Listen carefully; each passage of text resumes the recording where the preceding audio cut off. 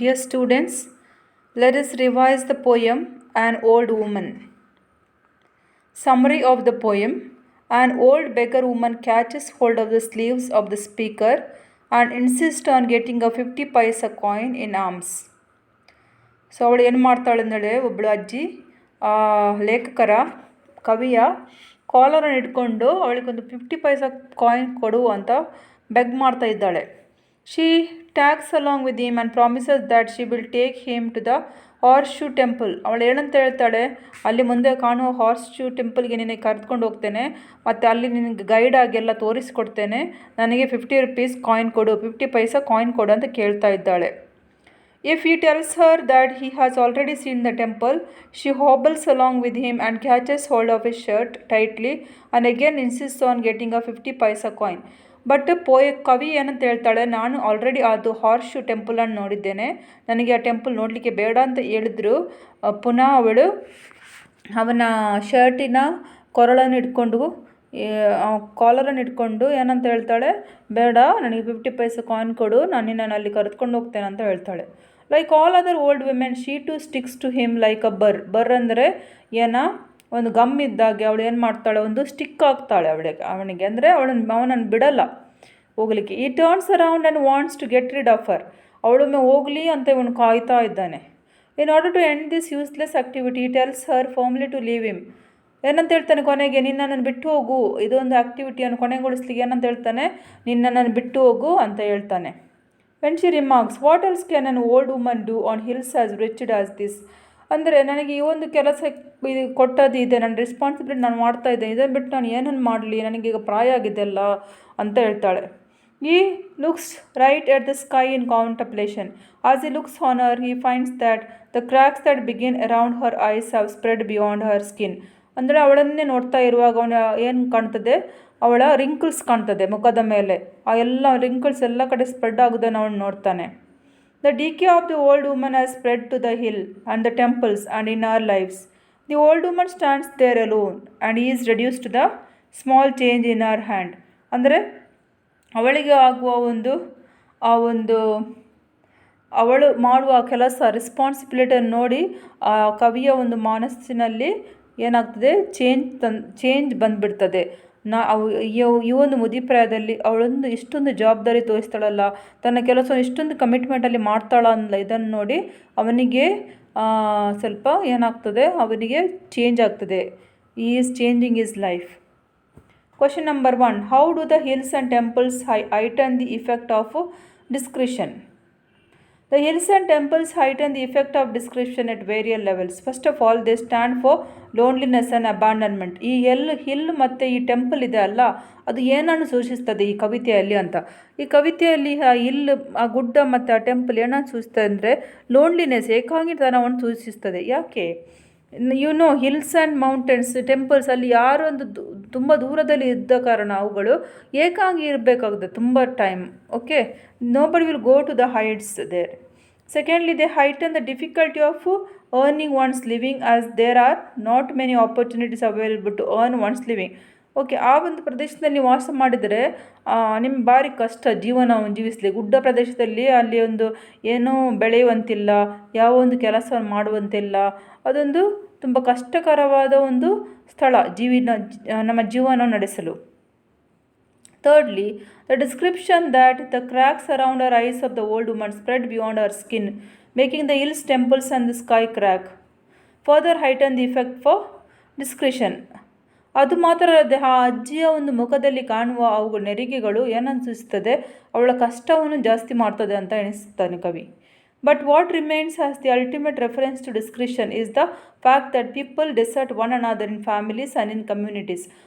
ಅದು ಮಾತ್ರ ಅಲ್ಲದೆ ಕಷ್ಟಕರವಾದ ಒಂದು ವಿಷಯ ಏನೆಂದರೆ, ಅದು ಕಷ್ಟಕರವಾದ ವಿಷಯವೇ, ಆದರೆ ಅದಕ್ಕಿಂತ ಜಾಸ್ತಿ ಕಷ್ಟಕರವಾದ ವಿಷಯವೇನೆಂದರೆ ಜನರು ಈ ಮುದಿಪ್ರಾಯದಲ್ಲಿ ಈ ಅಜ್ಜಿಗಳನ್ನೆಲ್ಲ ಏಕಾಂಗಿಯಾಗಿ ಜೀವಿಸಲಿಕ್ಕೆ ಬಿಡ್ತಾರಲ್ಲ, ಆ ಒಂದು ಬೇಜವಾಬ್ದಾರಿತನ, ಆ ಒಂದು ಕ್ರೂಯಲ್ಟಿ ಜನರಲ್ಲಿ ಇದೆ ಅಲ್ಲ, ಅದೊಂದು ದೊಡ್ಡ ರೀತಿಯ ಕಷ್ಟಕರವಾದ ಸಂಗತಿ ಅಂತ ಹೇಳ್ತಾನೆ.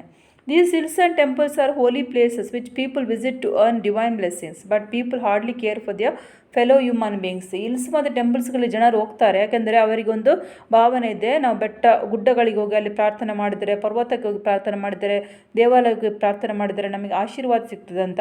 ಆದರೆ ಅವರು ಎಣಿಸಲ್ಲ, ಈ ರೀತಿಯ ಮುದಿಪ್ರಾಯದಲ್ಲಿ ಜನರನ್ನು ಕೇರ್ ತಗೊಳ್ಳುವ ಮೂಲಕ ಸಹ ನಾವು ದೇವರ ಬ್ಲೆಸ್ಸಿಂಗನ್ನು ಪಡೆಯಬಹುದು.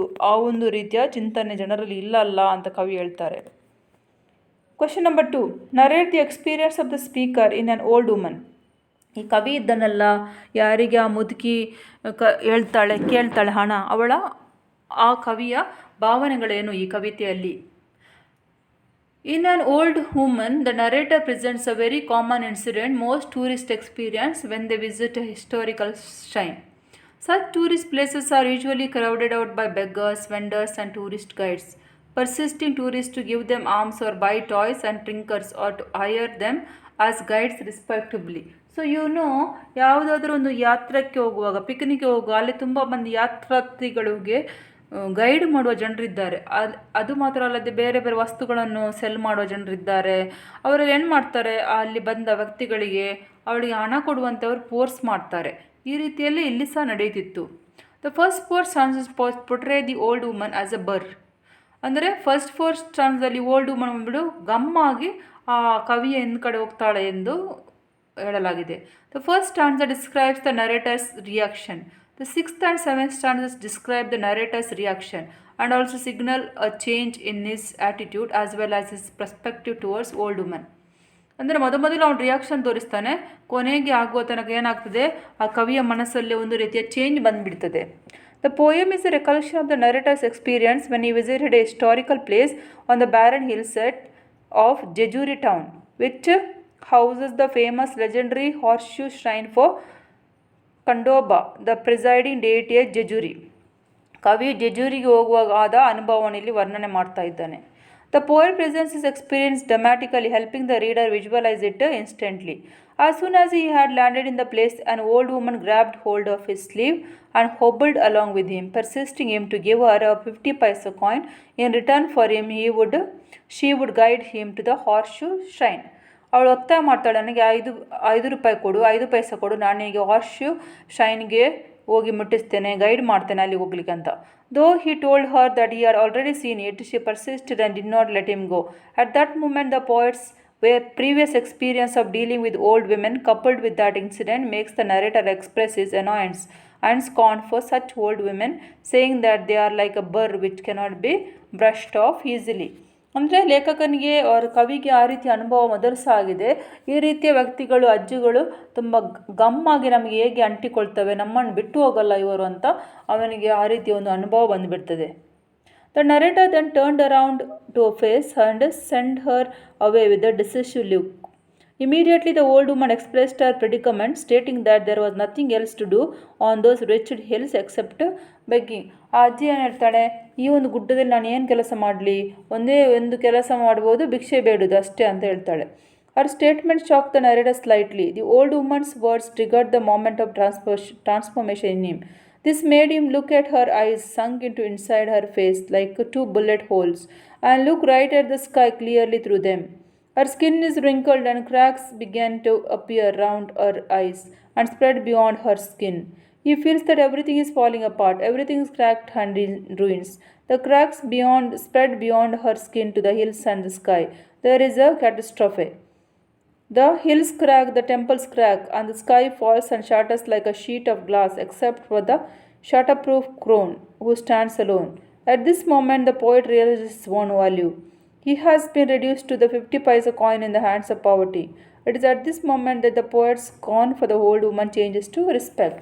ಅವಳೊಂದು ಆ ಮುಖವನ್ನು ನೋಡುವಾಗ ಆ ಕಣ್ಣುಗಳಿಂದ ಅವನು ಏನು ಮಾಡ್ತಾನೆ, ಸ್ಕೈಯನ್ನು ನೋಡಲಿಕ್ಕೆ ಅಷ್ಟೊಂದು ಸಾಧ್ಯವಾಗಿದೆ. ಅಂದರೆ ಕಷ್ಟಗಳು, ಆ ವುಮನ್ ಅಷ್ಟೊಂದು ಕಷ್ಟಗಳು ಲೈಫಲ್ಲಿ ಫೇಸ್ ಮಾಡಿದಾಳಲ್ಲ ಅಂತ ಎನಿಸಿ ಏನಾಗ್ತದೆ, ಆ ಕವಿಗೆ ಮನ ಪರಿವರ್ತನೆ ಆಗಿಬಿಡ್ತದೆ. He is changing his own self.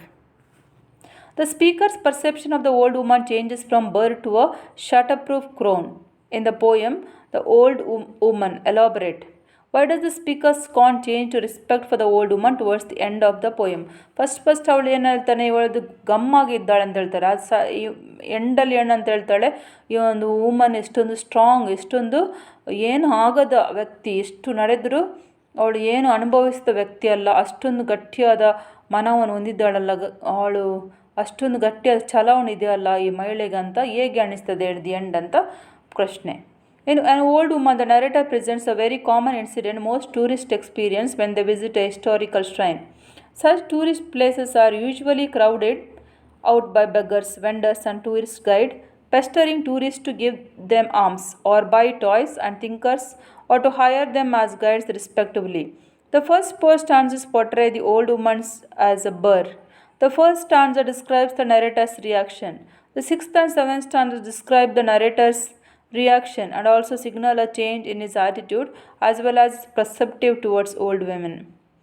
The poem is a recollection of the narrator's experience when he visited a historical place on the barren hills of Jezuri town, which houses the famous legendary horseshoe shrine for Kandoba, the presiding deity at Jezuri. The poet presents his experience dramatically, helping the reader visualize it instantly. As soon as he had landed in the place, an old beggar woman grabbed hold of his sleeve and hobbled along with him, pestering him to give her a 50 paisa coin in return, for which she would guide him to the horseshoe shrine. Though he told her that he had already seen it, she persisted and did not let him go. At that moment, the poet's previous experience of dealing with the old woman, coupled with that incident, makes the narrator express his annoyance and scorn for such old women, saying that they are like a burr which cannot be brushed off easily. First ಲೇಖಕನಿಗೆ ಕವಿಗೆ ಕೋಪ ಬರ್ತದೆ ಮತ್ತು ಅವನು ಹೇಳ್ತಾನೆ, ಈ ರೀತಿಯ ಮಹಿಳೆಯರು ಅಜ್ಜಿಗಳು ಈ ರೀತಿ ಗಮ್ಮಿದ್ದಾಗೆ ಅವರಿಂದ ದೂರವಿರಲು ಸಾಧ್ಯವೇ ಇಲ್ಲ, ಇದನ್ನು ಫೇಸ್ ಮಾಡಲಿಕ್ಕೆ ಬೇಕಲ್ಲ, ಆ ಒಂದು ರೀತಿಯ ಒಂದು ಮನೋಭಾವ ಅವನಲ್ಲಿ ಬರ್ತದೆ. ಆ ಒಂದು ರೀತಿಯ ದೃಷ್ಟಿಕೋನದಲ್ಲಿ ಆ ವುಮನನ್ನು ಅವನ ಮಹಿಳೆಯನ್ನು ನೋಡ್ತಾನೆ. The narrator then turns around to her face and send her away with the decisive look. ಅಂದರೆ ಅವಳನ್ನು ನೋಡಿದ ತಕ್ಷಣ ಏನಂತ ಅವನನ್ನು ಕಳಿಸಿಬಿಡ್ತಾನೆ. Immediately the old woman expressed her predicament, stating that there was nothing else to do on those wretched hills except begging. ಏನಂತ ಹೇಳ್ತಾಳೆ, ನನಗೆ ಇಲ್ಲಿ ಏನು ಕೆಲಸ ಇಲ್ಲ, ಖಾಲಿ ಈ ರೀತಿ ಭಿಕ್ಷೆ ಬೇಡಿ ಬದುಕಬಹುದು ಅಂತ. Her statement shocked the narrator slightly. The woman's words triggered the moment of transformation in him. ಈ ಒಂದು ರೀತಿಯ ಮಾತುಗಳನ್ನು ಕೇಳಿದ ಮೇಲೆ ಏನಾಯಿತು, ಆ ಕವಿಗೆ ಟ್ರಾನ್ಸ್ಫಾರ್ಮೇಷನ್ ಬಂತು, ಅವನ ಲೈಫಲ್ಲಿ ಒಂದು ಚೇಂಜ್ ಬಂತು. This made him look at her eyes sunk into the inside her face like two bullet holes and look right at the sky clearly through them. ಅವನ ಕಣ್ಣನ್ನೇ ದಿಟ್ಟಿಸಿ ನೋಡಿದ. ಆ ಕಣ್ಣುಗಳು ಹೇಗಿದ್ದವು, ಬುಲೆಟ್ ಹೋಲ್ಗಳಂತಿದ್ದವು, ಅಂದರೆ ಅಷ್ಟೊಂದು ಡೀಪ್ ಇದ್ದವು. ಆ ಕಣ್ಣುಗಳಿಂದ ಏನಂದ ಆ ಸ್ಕೈಯನ್ನು ನೋಡ್ಬೋದು ಹಾಗೆ ಅವನಿಗೆ ಅನಿಸ್ತಿತ್ತು. He feels that everything is falling apart. Everything is cracked and in ruins. The cracks spread beyond her skin to the hills and the sky. ಎಲ್ಲ ನಾಶವಾಗ್ತದೆ ಏನೋ, ಈಗ ಕುಸಿದು ಹೋಗ್ತದೋ ಏನೋ ಅಂತ ಅವನಿಗೆ ಅನಿಸ್ತಿತ್ತು. ಯಾಕೆಂದರೆ ಆ ಒಂದು ರೀತಿಯ ಫೇಸನ್ನು ಅವನು ಆ ಮಹಿಳೆಯಲ್ಲಿ ನೋಡಿದ. There is a catastrophe. The hills crack, the temples crack and the skies fall and shattered like a sheet of glass. ಅಂದರೆ ಹಿಲ್ಸ್ ಫಾಲ್ ಆಗ್ಬೋದು, ಕ್ರ್ಯಾಕ್ ಆಗ್ಬೋದು, ಕ್ರ್ಯಾಕ್ ಬರ್ಬೋದು, ಟೆಂಪಲ್ಗೆ ಕ್ರ್ಯಾಕ್ ಬರ್ಬೋದು, ಮತ್ತು ಕೆಳಗೆ ಬೀಳ್ಬೋದು ತುಂಡು ತುಂಡಾಗಿ. ಶೀಟ್ ಆಫ್ ಗ್ಲಾಸ್ ಹೇಗೆ ಬೀಳ್ತದೆ ಹಾಗೆ. Except for the shatter proof crone who stands alone. ಆದರೆ ಈ ಮಹಿಳೆಯು ಶಾಟರ್ ಪ್ರೂಫ್ ಆಗಿದ್ದಾಳೆ, ಅವಳು ಬೀಳಲ್ಲ, ಕೆಳಗೆ ಬಿದ್ದು ಅವಳಿಗೆ ಏನಾಗಲ್ಲ. She won't become pieces. Falling means she is so strong. She will not fall. ಈ ಒಂದು mountains fall, temples fall, everything will fall. But ಆ ಮಹಿಳೆ ದೃಢವಾಗಿದ್ದಾಳೆ. She can work hard, she can stand alone in her responsibilities. At this moment the poet realizes his own value. ಈ ಒಂದು ಟೈಮಲ್ಲಿ ಅವನ ಬದುಕಿನ ಬಗ್ಗೆ ಅವನಿಗೆ ಮೌಲ್ಯ ಜಾಸ್ತಿ ಆಗ್ತದೆ. ನಾನೊಂದು ರೀತಿಯ ವ್ಯಕ್ತಿ ಆಗಬೇಕು, ಅಂದರೆ ಆ ಒಂದು ರೀತಿಯ ಈ ಮಹಿಳೆ ಎಷ್ಟೊಂದು ಕೆಲಸ ಮಾಡ್ತಾಳಲ್ಲ, ಈ ವಯಸ್ಸಲ್ಲಿ ಇಷ್ಟು ಜವಾಬ್ದಾರಿತನ ಕೆಲಸ ಮಾಡ್ತಾಳಲ್ಲ, ಇವರನ್ನು ಸೊಸೈಟಿ ನೋಡ್ಕೊಳ್ಳಲ್ಲ ಎಂದು ಎಲ್ಲ ಎಣಿಸುವಾಗ ಅವನಿಗೆ ಏನಾಯಿತು, ಈ ಫೀಲಿಂಗ್ ಮನ ಪರಿವರ್ತನೆ ಆಯಿತು. ಈ has been reduce to a 50 paisa coin in the hands of poverty. It is at this moment that the poet's scorn for the old woman changes to respect. First ಅವನಿಗೆ ಅಷ್ಟೊಂದು ರೀತಿಯ ಏನಾಯಿತು, ಒಂದು ಕೆಟ್ಟ ರೀತಿಯ ಭಾವನೆ ಇತ್ತು ಆ ಮಹಿಳೆಯ ಬಗ್ಗೆ. ಆದರೆ ಅವಳ ಕಷ್ಟಗಳನ್ನು ನೋಡುವಾಗ ಕೊನೆಯಲ್ಲಿ ಏನಾಗ್ತದೆ, ಲೇಖಕನಿಗೆ ಅವಳ ಬಳಿ ಅವಳಿಗೆ ಒಂದು ರೀತಿಯ ಗೌರವ ಹುಡ್ತದೆ, ಒಂದು ರೀತಿಯ ಪ್ರೀತಿ ಹುಡ್ತದೆ ಅವಳ ಬಗ್ಗೆ. She starts to appreciate the woman for her goodness, for her challenging spirit, for her risk-taking spirit. Okay, that's what the woman was. She stood firm amidst all the challenges of her life. ಎಷ್ಟು ಕಷ್ಟ ಬಂದರೂ ಆ ಒಂದು ಪ್ರದೇಶದಲ್ಲಿ ಇದ್ದು ಅದನ್ನೇ ಮಾಡ್ತಾ ಇದ್ದಳು. ಆಕೆ ಮಾಡಿದ ಕೆಲಸವನ್ನೇ ಮಾಡಿ ಜನರಿಂದ ಹಣ ಪಡೆದು ತನ್ನ ಜೀವಿತವನ್ನು ನಡೆಸ್ಕೊಳ್ತಿದ್ರು. This is what really amazing, and that changed the author's poet's life.